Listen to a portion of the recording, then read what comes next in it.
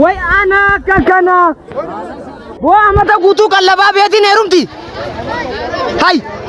Bo amata kana guutuu anuma akkamaasisaa bee akkamtachaa heerumti. Ibo. Hay. Bo shiita meeqaan itti bite niin isiin heerumette. Hay.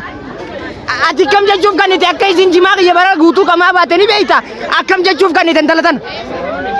Hay. Ay bo shiitaan neen gada bitee hunda uffattee heerumtee beemma. Way aanaa danfaal masiraaj. Awwa kana na goote isin. Awwaan jiru hara wachachuutti jiru mana chaataraa keessa dhaabbadde.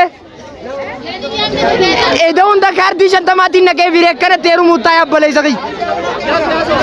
Ammumaan tana heerumin jee hin kaasi lafaa bakka.